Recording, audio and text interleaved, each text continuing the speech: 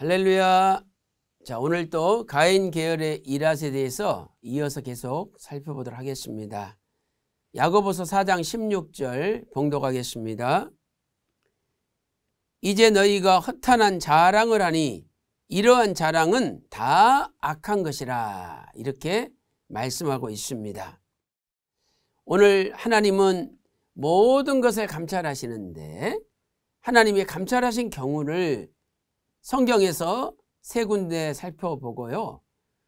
그리고 마지막으로 이랏의 이름처럼 하나님을 과시하는 자가 어떻게 되는지 은혜 나누도록 하겠습니다. 자, 이제 하나님께서 이미 감찰하고 계신 경우를 세 군데 살펴보겠습니다. 첫 번째가 아간이죠. 하나님께서는 아간이 도둑질한 것을 이미 감찰하시고 아셨습니다. 그래서 여호수아 7장 1절에 여호와께서 이스라엘 자손들에게 진노하셨죠. 자, 그 이유가 무엇입니까? 이스라엘 자손들이 바친 물건을 인하여 범죄했다. 자, 이는 유다 지파 세라의 증손 삽디의 손자 갈미의 아들 아간이 하나님께 바친 물건을 취하였기 때문이죠. 자, 여호수아 7장 11절에도 이렇게 말씀하고 있습니다. 이스라엘이 범죄하였다. 내가 그들에게 명한 나의 언약을 어기었으나니 곧 그들이 바친 물건을 취하고 도적하고 사기하여 자기 기구 가운데 두었느니라 라고 말씀하고 있습니다. 그렇다면 아간이 훔쳐간 것은 구체적으로 무엇입니까? 시날산의 아름다운 외투 한 벌이죠. 그리고 은 200세겔입니다. 그리고 금 한 덩인데 50세겔 무게가 나가는 금덩어리 하나를 탐내어서 숨겼다. 여호수아 7장 21절에 말씀을 하고 있습니다. 이렇게 속였지만 하나님은 다 하신 거죠. 그래서 하나님이 먼저 알려주셨습니다.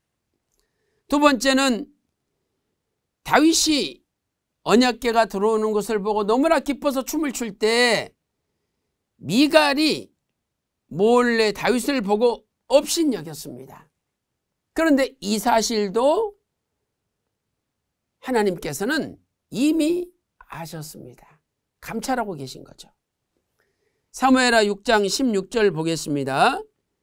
여호와의 궤가 다윗성으로 들어올 때에 사울의 딸 미갈이 창으로 내다보다가 다윗 왕이 여호와 앞에서 뛰놀며 춤추는 것을 보고 심중에 저를 업신여기니라. 자, 여러분 여기 보세요. 겉으로 표현도 안 하고요, 마음속에 심중에 업신여겼어요. 근데 하나님께서는 그 사실을 아시고 미갈은 평생 애를 낳지 못하도록 하신 거죠. 사무엘하 6장 23절 말씀 보세요. 그러므로 사울의 딸 미갈이 죽는 날까지 자식이 없으니라, 이렇게 말씀하고 있습니다. 세 번째 경우는 아나니아와 삽비라죠. 두 사람이 부부인데 그들이 땅의 얼마를 팔았습니다. 그리고 그 소유 중 얼마를 감춘 거죠. 이때 하나님께서는 베드로를 통하여 성령을 쏘겼다라고 말씀하고 있습니다. 이것은 이미 성령님께서는 알고 계셨다는 거죠. 사도행전 5장 3절부터 5절 말씀 보세요. 베드로가 가로되 아나니아야, 어찌하여 사단이 네 속에 가득하여 네가 성령을 속이고 땅값 얼마를 감추었느냐. 땅이 그대로 있을 때에는 네 땅이 아니며 판 후에도 네가 임의로 할 수가 없더냐. 어찌하여 이 일을 네 마음에 두었느냐. 사람에게 거짓말한 것이 아니요 하나님께로다. 그래서 아나니아가 이 말을 듣고 바로 그 자리에서 즉사하였습니다. 이 일을 듣는 사람이 다 크게 두려워하였다라고 성경은 말씀을 하고 있습니다. 우리는 이것을 통해서 하나님께서는 우리 인간들이 아간이나 미갈이나 또 아나니아와 삽비라처럼 하나님 모르게 했다라고 자부했지만 이미 하나님께서는 모든 것을 알고 감찰하셨다는 것을 확인할 수가 있습니다. 그러므로 하나님 앞에 속일 수 있는 것은 없는 거죠. 이제 과시하는 자의 최후에 대해 살펴보도록 하겠습니다. 이라시라는 이름의 뜻은 도망자, 도피자인데 또 과시하는 자라는 뜻이 있죠. 첫째로 과시의 의미가 무엇입니까? 이 과시는요, 자랑할 과 보일시죠. 그래서 자랑해 보이되 사실보다 크게 나타내서 보여주는 거예요. 현재 가지고 있는 재산이나 외모, 권력, 명예보다 더 부풀려서 남에게 자랑을 하고 큰소리치고 또 스스로도 위안을 삼는 거죠. 이것이 과시입니다. 우리는 성경에서 느부갓네살 왕의 과시를 찾아볼 수가 있습니다. 느부갓네살 왕은 자신을 과시했습니다. 그래서 다니엘서 4장 30절 말씀 보면 나라는 말이 여러 번 반복되어 나오죠. 자, 읽어보겠습니다. 나 왕이 말하여 가로되 이 큰 바벨론은 내가 능력과 권세로 건설하여 나의 도성을 삼고 이것으로 내 위엄의 영광을 나타낸 것이 아니냐 하였더니, 여기서도 나 왕, 내가, 나의 도성, 내 위엄, 벌써 나라는 말이 4번이나 등장하는 것을 알 수가 있죠. 그래서 우리는 나를 자랑하지 말고 하나님의 전능하심과 하나님의 능력을 과시해야죠. 느부갓네살 왕은 이 말이 입에 있을 때에 왕위에서 쫓겨나게 되었습니다. 다니엘서 4장 31절 32절 말씀 보세요. 이 말이 오히려 나 왕의 입에 있을 때에 하늘에서 소리가 내려 가로되 느부갓네살 왕아 내게 말하노니 나라의 위가 내게서 떠났느니라. 그리고 32절에 느부갓네살 왕은 쫓겨나서 소처럼 풀을 먹는 짐승 같은 삶을 살았습니다. 우리는 두 번째로 히스기야 왕의 과시를 또한 살펴볼 수가 있습니다.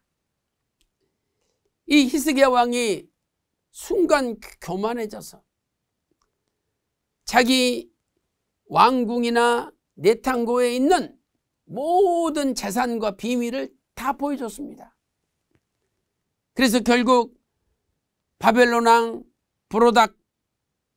부르닥발라단의 사자에게 다 보여줬는데 이것은 바벨론이 남유다를 쳐들어오는 계기가 된 거죠. 열왕기하 20장 13절 말씀 보세요. 히스기야가 사자의 말을 듣고 자기 보물고에 금은과 향품과 보배로운 기름과 또 그 군기고와 내탕고의 모든 것을 다 사자 바벨론 왕 부르닥발라단의 사자에게 다 보여줬죠. 그래서 저에게 보이지 아니한 것이 없느니라. 완전히 다 들어서 보여줬다는 거예요. 그래서 결국 바벨론 왕이 그걸 탐내 가지고 남유다에 쳐들어오게 된 계기가 된 거죠. 열왕기하 20장 17절 말씀 보세요. 여호와의 말씀이 날이 이르리니 무릇 왕궁의 모든 것과 왕의 열조가 오늘까지 쌓아두었던 것을 바벨론으로 옮긴 바 되고 하나도 남지 아니할 것이요 라고 말씀하고 있습니다. 이렇게 자기를 과시할 때 뺏기게 된다는 거죠. 휘선 박아브람 목사님께서는 창세기 족보 93페이지에서 이렇게 마무리 짓고 있습니다. 하나님이 마음속에서 떠나고 없을 때 사람들은 그 공허함을 뭘로 채웁니까? 권력과 명예 또 인기로 치장하면서 채우려 합니다. 돈의 힘, 학식의 힘, 권력의 힘, 물리적인 힘으로 연약하고 가난한 자들을 상처 주고 낙심시킵니다. 그러나 하나님이 계시지 않는 허탄한 자랑을 하지 말라 말씀하고 있죠. 그것은 악한 것입니다. 그들의 마음은 얼마나 공허합니까? 그래서 성경은 그와 같은 자들에게 야고보서 4장 16절에 우리의 자랑은 오직 예수 그리스도뿐입니다 라고 말씀하고 있습니다. 갈라디아서 6장 14절 말씀 보니까 오직 예수 그리스도를 자랑하라 이렇게 말씀하고 있습니다. 야고보 4장 16절에는 허탄한 자랑은 악한 거죠. 허탄한 자랑은 악한 것이다 이렇게 말씀하고 있습니다. 우리의 자랑은 오직 예수 그리스도십니다. 오늘도 오직 예수님만 자랑하시기를 주님의 이름으로 축원합니다. 기도 올리겠습니다. 하나님 아버지, 오늘도 오직 예수 그리스도만 자랑하며 우리의 마음에 허탄한 것을 채우지 않고 예수님의 말씀만 채우는 하루가 되게 인도하여 주시옵소서. 기도한 대로 이루어 주심을 믿고 존귀하신 예수님의 이름으로 간절히 기도 올리옵나이다. 아멘.